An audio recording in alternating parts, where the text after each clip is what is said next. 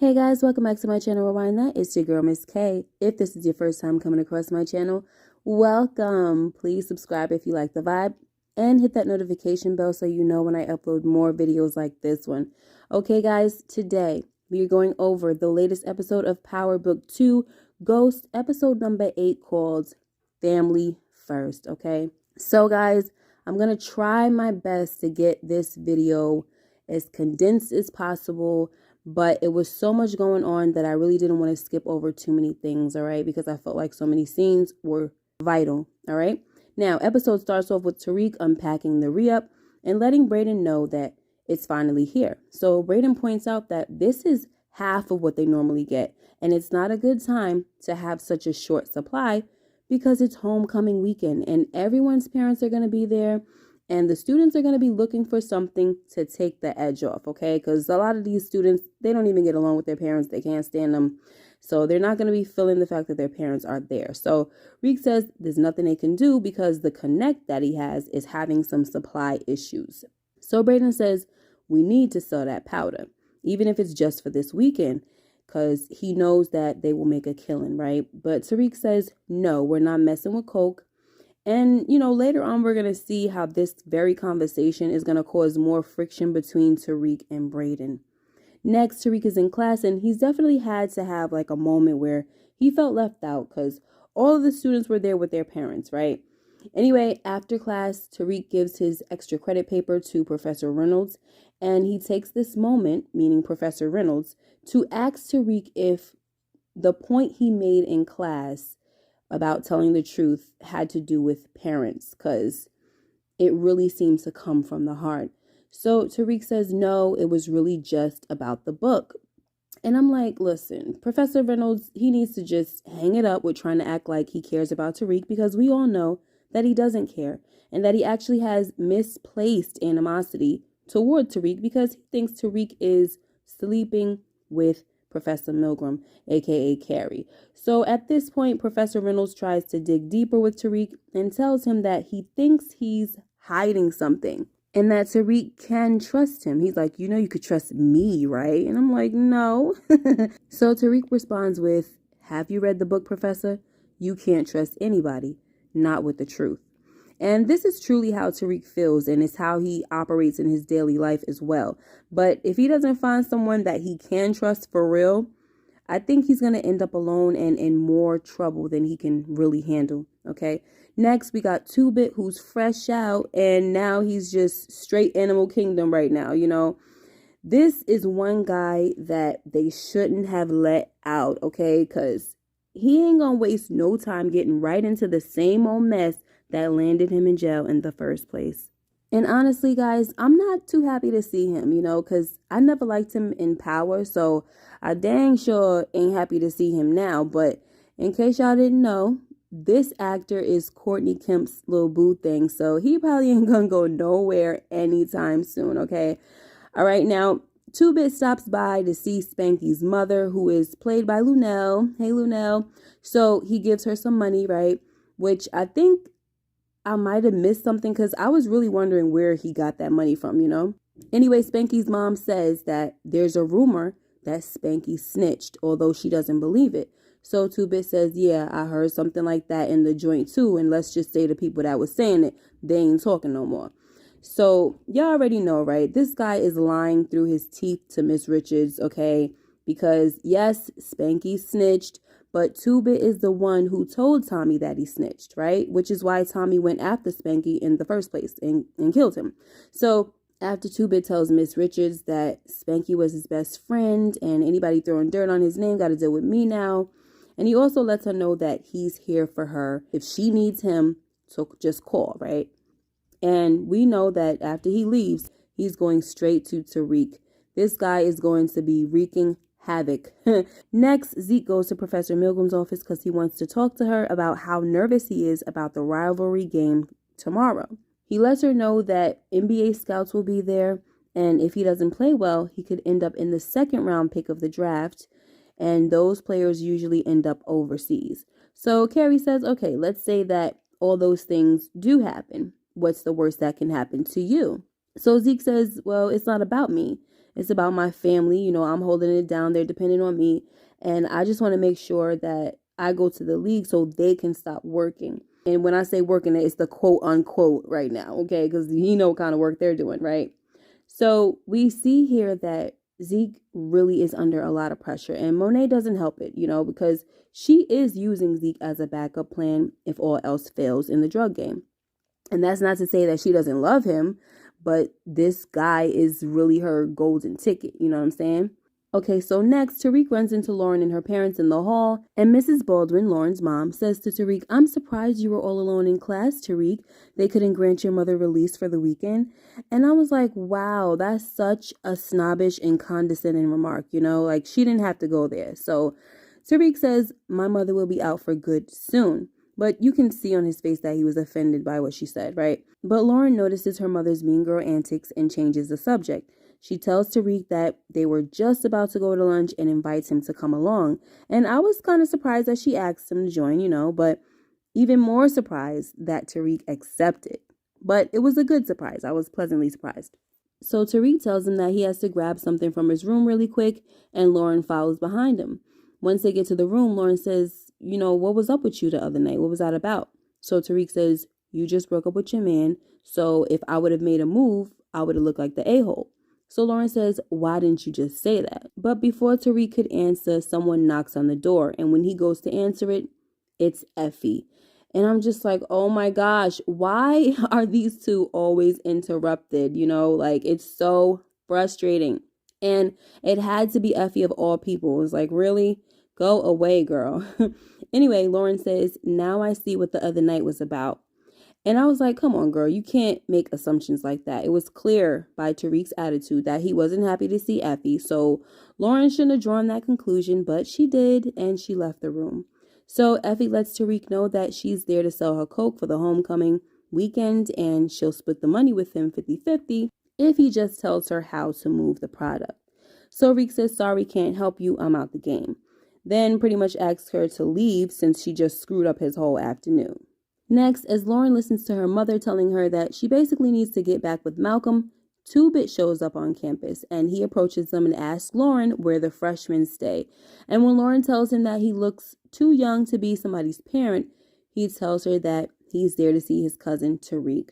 Unfortunately, Lauren is not from the streets because she gives Two-Bit clear directions on where to find Tariq. And that obviously was an absolute no-no, right? She either was supposed to act like she ain't know Tariq or where he stayed. You know, pick one, girl. I don't know him, or I don't know where he's at or where his dorm is, you know. But instead, she led Two-Bit right to him. So when Two-Bit gets to Tariq's room, he pretty much ambushed him, you know. He lets Tariq know that his father owed him money, and he is now transferring his debt to Tariq. So now Tariq owes him, and he wants $24K by tomorrow or he is dead. So now Tariq has to think fast about how he's going to come up with $24K by tomorrow, okay? Things are not looking good. The supply from Monet is low, so it's like, where in the heck am I going to get money? So he does the first thing that comes to his mind. He calls Daniel Warren, the man that's in charge of his father's estate, and he tells him that he needs an advance. But Mr. Warren lets him know that he can't give up anything until Tariq graduates, and an advance isn't a part of the deal. So Tariq calls Tasha and asks her if there are any extra lock boxes left around in the city. But Tasha's like, of course not. Like, if there were, you know I would have told you by now. Like, hello, all that scrambling they were doing for money before? Come on now. Anyway, so then she was like, what's wrong? Why do you need money so fast? So Tariq says, it's nothing. I don't want to involve you. And she's like, I'm your mother. I'm always going to be involved. All right, anyway, so Tariq then asks his mother for advice. He says, look, there's a girl that I need help from, but she betrayed me. So how do I work with someone that I don't trust? And Tasha tells him that you got to get that person to trust you. So we already know that Tariq is going to take this advice and use it on Effie, because now Effie is his last resort to getting the $24K. Next, we see Professor Reynolds reading Tariq's paper on the power of relationships, and we find out here that Tariq really does like Lauren. In fact, he says that he wouldn't even be in canonical studies if it wasn't for her.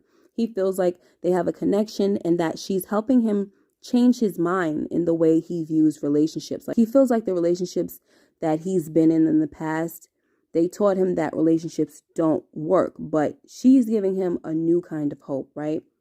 Okay, so the only problem here is that Professor Reynolds thinks that Tariq is talking about Professor Milgram, okay, aka Carrie, especially the part where Tariq writes, "The only problem is she's got this swear for a boyfriend who shows up all the time, but she chose me over him." So upon reading this, Professor Reynolds is pissed off. He's snapping his pencil in half and everything, right? But my thing is, where does Professor Reynolds make the connection that Tariq is talking about Carrie? Because if he really took the time to think about it, how would Tariq know about the relationship between him and Carrie? How would he know that these two professors were hooking up? Okay, and I don't even think it was really established that they were boyfriend and girlfriend anyway. So whatever, it just kind of makes no sense on Jabari's part. Next, we see Tariq work his mama's advice on Effie, and she falls for it, okay? And they wind up getting it in, of course, and Reek had her right where he wanted her. Next, we see that Jabari has decided to follow Tariq because he thinks that Tariq is going to meet up with Carrie, but instead he sees Tariq meeting up with Drew at a motel. Unfortunately, he overhears their conversation, which involves too much information, okay, about what Tariq is doing on campus. And even course correct came up, and so did DC Joe's name. So everything that Jabari is hearing, he's writing down. Like he's not taking serious notes, but he's jotting down very pertinent information like course correct and DC Joe's name. Next, Brayden is at lunch with his parents and siblings, and he sees that Trace is high off coke. And Trace has to wind up running to the bathroom because his nose started bleeding. So Brayden asks his sister, where the heck did Trace get coke from? But his sister says, nice try, get your own drugs, and she doesn't tell him anything. Next, we have Kane in cahoots with Lil Guap, and they are preparing this kid named Bars to go up to the school to kill Tariq. Kane convinces Guap that they got to get rid of Tariq because he's the competition that basically took their place. Anyway, Kane tells Bars not to do anything in the open because, this is a university, this is a school. You got to wait until you have Tariq by himself and cornered. Next, Carrie runs into Zeke on campus and asks if he's feeling better. He tells her that he's trying to take her advice and take it easy. So Monet approaches and she looks Carrie up and down and wasn't very polite with her, so I wasn't sure what to make of all of that, but Monet was looking at her like she knew something was up. And I guess that will be revisited later, especially if Carrie continues her affair with Zeke. Next, Brayden tells Tariq that Trace and his little sister were high off coke, and he's upset because somebody's making money on their turf, okay? Little does he know, it's Tariq and Effie, okay? But Tariq says, pill and weed is our bread and butter, so leave all that coke stuff alone. Rick is basically trying to get Brayden to stop worrying about the coke lane, but we also know that he's lying to Brayden, especially when he denied that Effie was on campus. Next, we get to the game, and Tariq notices Bars enter the building because he has on these neon green sneakers. But Tariq is also waiting for 2-Bit to show up so he can give him the money. So he's sending 2-Bit text about where to meet him. Then he goes into the arena to meet up with the Tejada family, and he's sitting next to them, right? He tells Monet that he could use some more work. And when Monet responds that she's having a few problems of her own, on her end, but that she'll get back to him, Kane's face was just full of hate, right? It's like he just couldn't stand seeing his mother interact with Tariq. That's how much he cannot stand Tariq. All right, so then Tariq gets a text from 2-Bit letting him know that he's arrived at the entrance. So as Tariq goes to meet him, Bars is following close behind, and Tariq notices. Long story short, Tariq sends a quick text to 2-Bit that he's going to meet him at the pool instead, right? Then he starts running, and so the dude Bars is chasing after him. When they both get by the pool, they start fighting, and Bars gets on top of Tariq, and right before he shoves the shank into Tariq's eye, 2-Bit comes through the door to save the day and hits the kid over the head with a metal bar. All right, so 2-Bit being the animal he is, he can't just let the kid live, okay? He has to drown him in the freaking pool.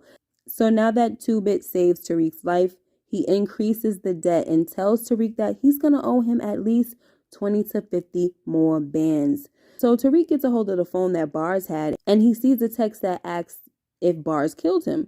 So he shows it to 2-Bit, and 2-Bit decides to take a picture of Bars' dead body and send it as a response to the person that texts the phone, right?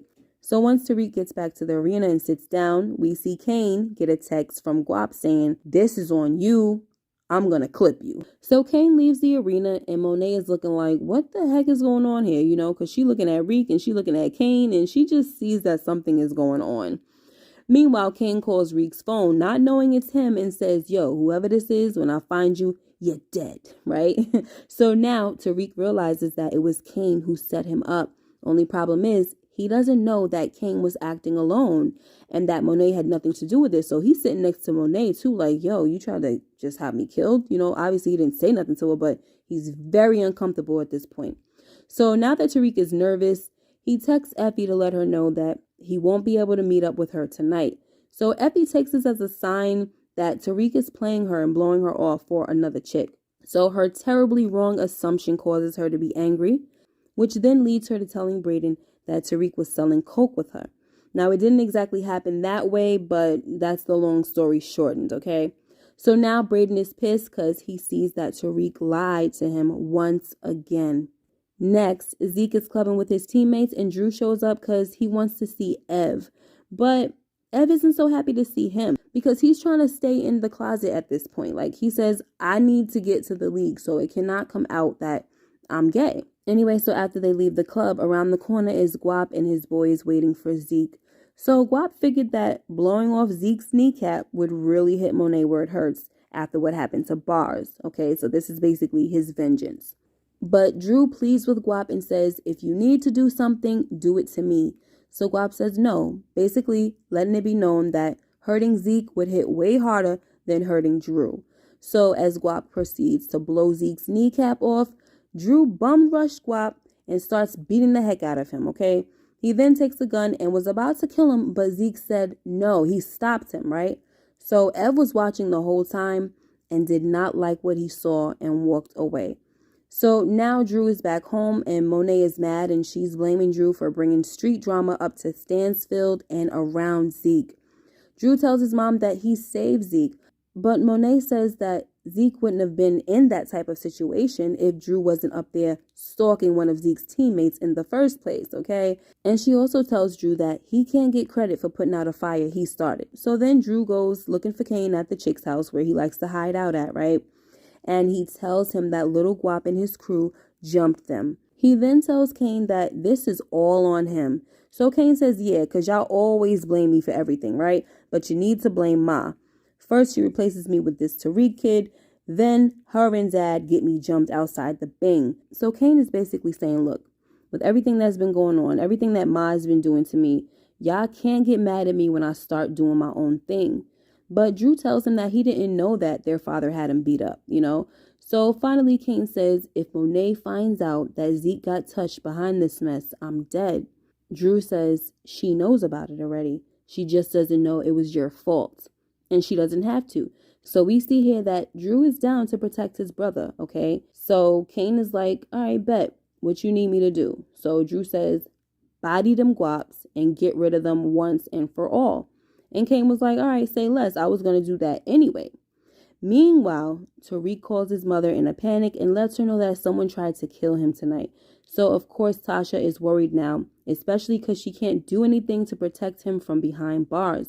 So Tasha pretty much figures that it's the people that he's been working with. Tariq was trying to say, oh, Mom, I don't want to involve you. But she's like, you need to tell me what the heck is going on and everything. So he clearly told her everything because next Tasha has Lorenzo call her. She texts him saying, I need to speak to you now. So he calls her back and he's like, look, this is not how that works. I don't know what you think this is, but you don't send for me. Like, you don't have me call you, right? So she's just like, oh, but you over here trying to make it seem like you this big boss. And he's like, what are you talking about? She said, so you didn't know that a hit was placed on my son? And long story short, Lorenzo didn't deny anything because obviously he can't deny it, right? He's the big boss.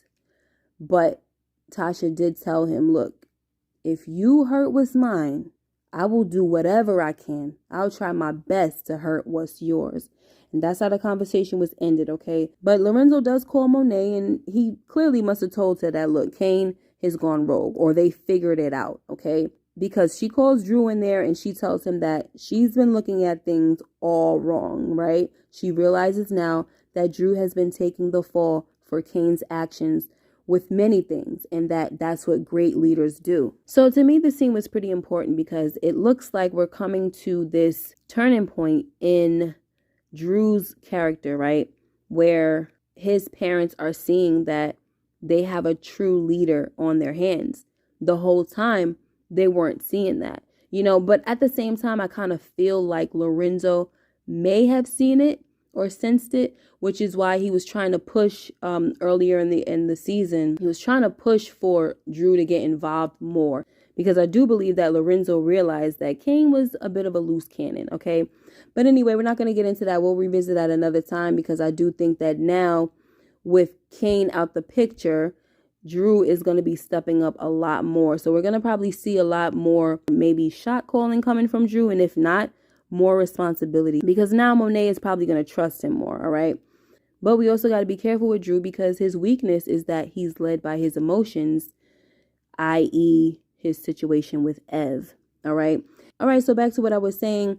Monet also figured out that the incident that took place at Stanfield's had something to do with Cain, that Cain sent a hitter for Tariq, and since it backfired, Guap thinks it was a setup, okay, by Cain, which is why him and his crew are now coming for the Tejadas. Long story short, Drew tells Monet that he made the call for Cain to take care of the Guaps. And Monet says, well, that's the last thing Cain will do for this family. But unfortunately, Cain only kills 2 of Little Guap's men, right? We see that. And he leaves Little Guap alive. He tells Guap that from now on, he wants half of everything he moves. Next, Cain tries to go home, but Diana meets him at the door and lets him know that Monet is done with him. So Cain says, wait a minute, y'all choosing Tariq over me? And Diana says, it's not about that. It's about you going against this family. Cain says, look, I just killed 2 of the dudes that, tried to touch Zeke. I need y'all right now because the streets are hot. But Diana says, that's not my call. And you need to just leave and get out of the city. So Cain is out here on his own now, but we already saw that he's going to start working with Lil Guap. So he's going to eventually have his own crew. And he might even be competition for his own mom. Next, Tariq goes to the dorm and tells Brayden that he's been trying to reach him. So Brayden's like, yeah, I know, right? He also tells Tariq that he's upset with him for lying about Effie being up at the campus and about selling coke with her. So Tariq tried to tell him that he needed the money for his mom's lawyer. But Brayden was like, I ain't trying to hear all that about your mom, okay? Because you could have came to me with that. But Tariq tells Brayden that he didn't trust his judgment since he brought a chick like Riley around. Long story short, the conversation did not end well, and Brayden ended it with Tariq, right? He ended it telling him that there's no longer a business. We no longer have a partnership, okay? Next, Tariq meets up with Monet, and his plan to let her know that he no longer messes with the Tejadas didn't really go as planned. Monet lets Tariq know that it wasn't her that ordered the hit, and Cain acted alone. She says that if she wanted him dead, he would be. Then she told him that he's not going to have to worry about Cain anymore because he's been cut off from the family. So Tariq was like, Cain is your blood. You're not going to just turn your back on him. So Monet says, yes, and your mother made it clear that she's not going to turn her back on you either. Monet also tells him that Tasha made a call to Lorenzo and that can never happen again, even though she understands as a mother, So lastly, Monet tells Tariq that she understands the code of the streets, right? So if Cain comes for you and you handle him, I'm not going to hold it against you. But if I hear that you actually hunt my son down and kill him, I'll kill you myself. So the deal is this. If Cain comes for Tariq, he has the right, okay? He got pretty much permission to do what he has to do. But if Tariq purposely looks for Cain and kills him, all bets are off and Monet is coming for him. So Monet and Tariq agree that they have an understanding, especially after he got that text from 2-Bit saying he's coming for more money. So he almost didn't really have a choice at the moment, Anyway, guys, that was how the episode ended, and it was a lot, I know. I really didn't want to leave anything out, like I said, because it was just too many things going on that seems to be relevant in this episode. Anyway, guys, let me know what y'all thought about this episode. Make sure you like, comment, and subscribe. Hit that notification bell so you know when I upload more videos like this one. And I cannot wait to hear what you guys have to say, all right? All right, guys, until next time, you guys take care of yourselves and be blessed, and I will see you in the next video. Bye-bye.